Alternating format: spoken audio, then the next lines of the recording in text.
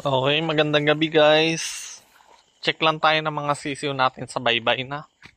Yan. Baka may mabidyohan tayong multo dito. Abandonadong bahay, maganda pa. Sayang oh. Laki pa naman yan. Mukhang mansion guys. Labo ng ating camera. Pangit kasi cellphone. Pero yan yung bibili tayong bago. Pag may pera. Kaya supportahan nyo din yung page ko. Diba? Supporta din. Bayin natin yung ilaw dito.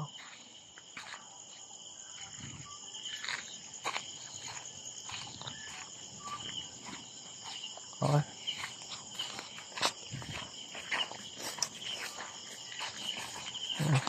Damo dito guys. Sana walang ahas. Bayin lang natin. Damo. May ahas dito, patay. Okay. Binuhay lang natin yung ilaw dun sa ating sisiwan, no? Yan. So, ngayong gabi guys, real talk tayo, no? Real talk tayo ng tungkol tayo sa babuyan, no? Kung maganda ba negosyo ang pag-aalaga ng babuyan. Dilim guys. Yan. Okay, nandito na tayo. Check natin sila. Okay. Okay.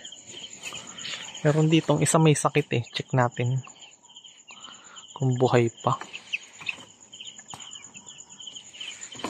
Mamaga kasi mukha nun eh. Ano yun?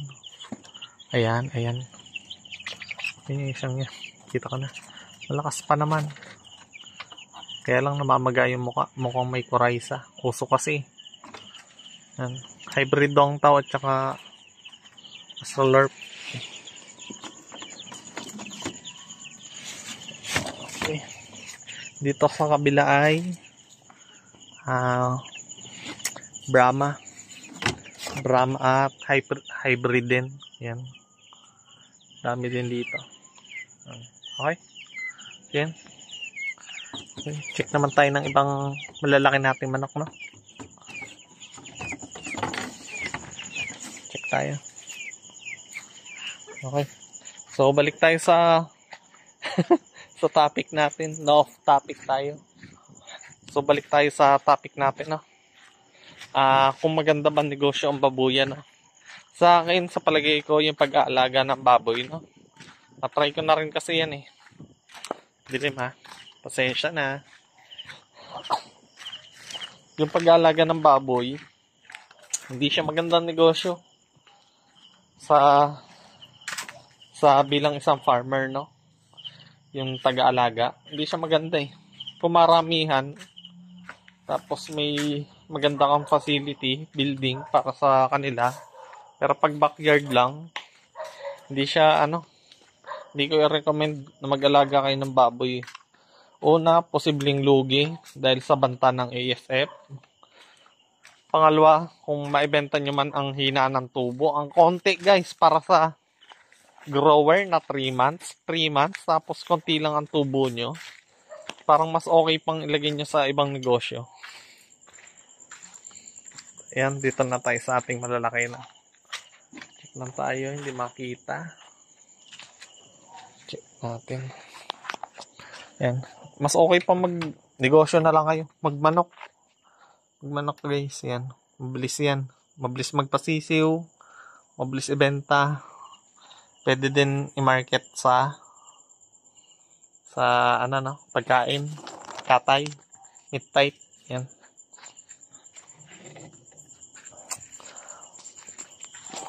Ang kumikita lang talaga guys, real talk to ang kumikita lang guys sa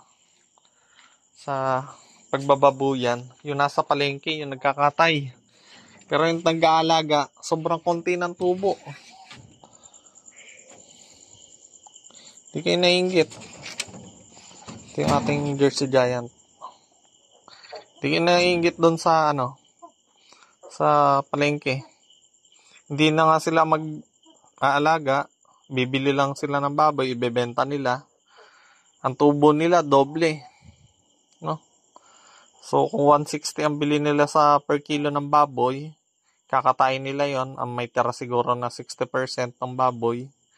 Benta nila ng siguro mga 300 plus, no? 300. Doble. Tubo sila. Siguro, pinakamababa sa isang baboy, 5,000 to 10,000, no? Imagine, nagkatay lang, nagbenta lang. Tubo agad. Samantalang tayo, tayong mag-aalaga. Pinakamalaki na siguro sa isang baboy, 1,000, no? Pinakamalaki. Ang masama pa doon, pag natira ng ASF, ubos lahat. Kasama pati negosyo. Lahatan talaga, no? Bagsak talaga. Kung ang puhunan mo 1,000,000, 1,000,000 din ang lugi mo. Kung backyard farmer ka, pagpalagay ng puhunan mo 20,000, 20,000 ubos. Plus, dala pa yung mga kinain nun, mga feeds nun, na ginastos mo.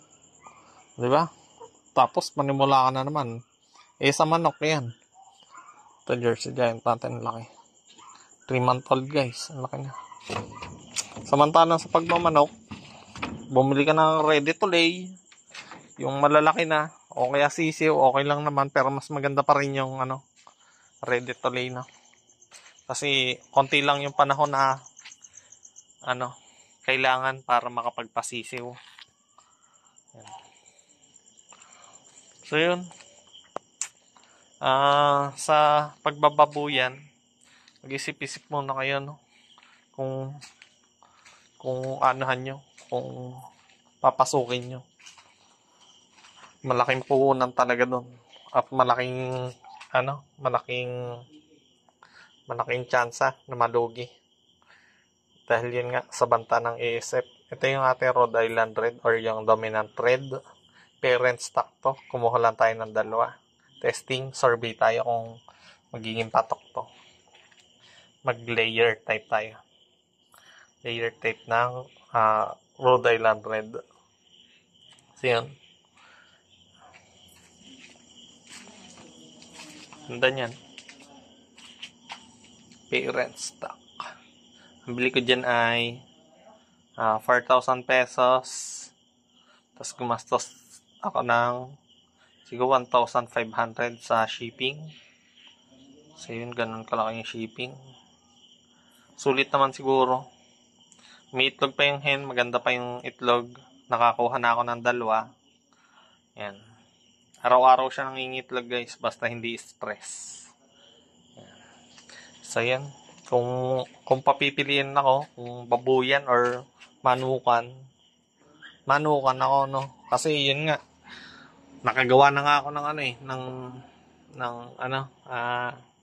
kulungan para sa baboy, pero ginawa ko siyang kulungan na lang ng manok dahil yun nga, kala ko nung una talaga maganda ang pagbababuyan, kaya lang lugi talaga guys sa panahon mo, sa oras, sa pagod, yan, lugi.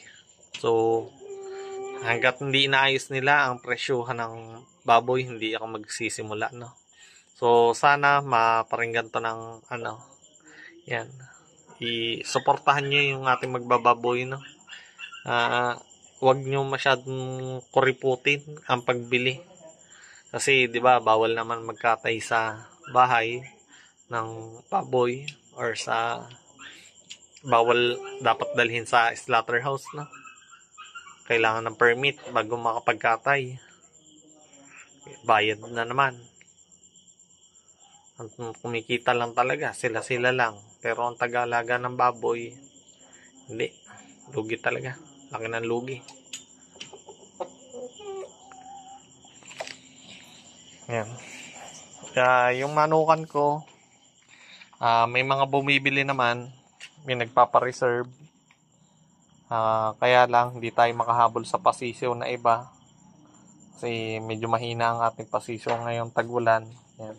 Pero doon sa ibang lahi naman, sobrang dami, pero konti lang bumibili. Pero, ano pa rin naman, okay pa rin naman yung ating nakakaahon pa naman. Nakakabili pa tayo ng feeds. Malaki-laki pa rin yung benta.